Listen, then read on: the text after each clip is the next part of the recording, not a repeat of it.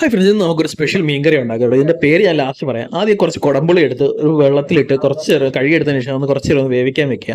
എന്നിട്ട് ആ കുടമ്പുളി വെന്ത് വന്നു കഴിയുമ്പോൾ ചെറുതായിട്ട് ഒന്ന് ചൂടാറിയതിന് ശേഷം ഒരു മിക്സിയിലോട്ട് ഇട്ട് അതിലോട്ട് കുറച്ച് വെളുത്തുള്ളിയും കൂടെ ചേർത്ത് നല്ലപോലെ ഒന്ന് അരച്ച് ഒരു ഉരുള പരുവത്തിലാക്കി എടുക്കുക. നല്ലപോലെ മിക്സിയിലോട്ട് ഇട്ടൊന്ന് അരച്ച് ഇതാക്കിയതിന് ശേഷം അതിനെ ഒന്ന് മിക്സ് ആക്കിയതിന് ശേഷം ഒന്ന് ചെറിയൊരു ഉരുള പരുവത്തിലാക്കുക. ആ ഉരുള പരുവം ഒന്ന് നല്ലപോലെ ഉരുട്ടി ഒരു നെല്ലിക്ക പരുവത്തിലുള്ള ഉരുള പരുവമാക്കിയതിന് ശേഷം അതിലോട്ട് കുറച്ച് ഉപ്പും നല്ല എരിവിന് ഭാഗത്തിന് കുരുമുളക് പൊടിയും ഒരു ഇത്തിരി മുളക് പൊടിയൊക്കെ കൂടെ ചേർത്ത് നല്ലപോലെ ഒന്ന് മിക്സ് ചെയ്യുക. പിന്നെ ആ നേരത്തെ വേവിക്കാൻ വെച്ച് ഇത്തിരി പുളിവെള്ളവും കൂടെ ചേർത്ത് അതിനെല്ലാം ഒന്ന് കുഴമ്പ് പരുവത്തിലാക്കി എടുക്കുക. നല്ലപോലെ ഒന്ന് കുഴമ്പ് പരുവാക്കി എടുത്തതിന് ശേഷം ഞാൻ ഇപ്പോൾ എടുത്തിരിക്കുന്ന ഇവിടെ കേരമീനാണ്. ഇതേപോലെ മാംസങ്ങളായിട്ടുള്ള ഏത് മീനും എടുക്കുക ഈ കറി വെക്കാൻ കേട്ടോ. എന്നിട്ട് ആ നേരത്തെ മിക്സ് ചെയ്ത് വെച്ചാൽ കുഴമ്പ് പരുവത്തിലുള്ള മിക്സ് ആ മീനിലോട്ട് നല്ലപോലെ ആ മീനിന്റെ മാംസത്തിലോട്ട് നല്ലപോലെ ഒന്ന് പെരട്ടി മിക്സ് ചെയ്ത് നല്ലപോലെ ഒന്ന് പെരട്ടി വെക്കുക. ഒരു 10-15 മിനിറ്റ് അതങ്ങനെ മാരിനേറ്റ് ചെയ്യാൻ വേണ്ടി വെക്കുക. അതിനുശേഷം ഒരു പാൻ എടുത്ത് ആ പാനിലോട്ട് ഒരു തുള്ളി വെളിച്ചെണ്ണ ഒഴിച്ച് വെക്കുക. എന്നിട്ട് അതിനുശേഷം അതിലോട്ട് ഞാൻ ഇപ്പം നിരത്തുന്ന പോലെ കുറച്ച് കരിവേപ്പില തണ്ടുകൾ ഇലയോട് കൂടി ഒന്ന് നിരത്തി വെക്കുക.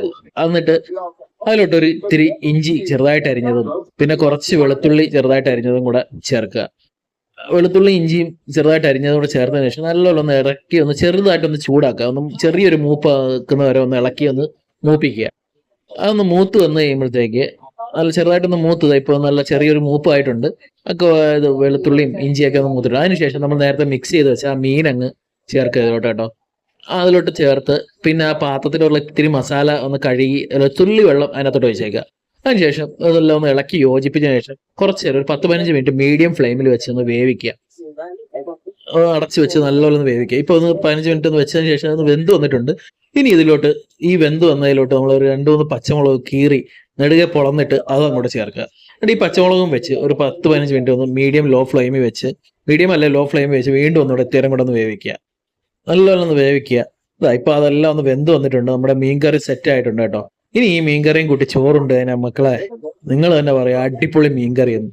അപ്പം നിങ്ങളെല്ലാം ഇതൊന്ന് ട്രൈ ചെയ്ത് നോക്കുക വീട്ടില്. സ്പെഷ്യൽ മീൻകറി തന്നെയാണ്. ഇതിന്റെ പേര് ശ്രീലങ്കൻ അമ്പൂലിയൻ തീയൽ എന്നാണ് അറിയപ്പെടുന്നത്. അപ്പൊ നിങ്ങൾ എല്ലാവരും ഒന്ന് ട്രൈ ചെയ്യുക.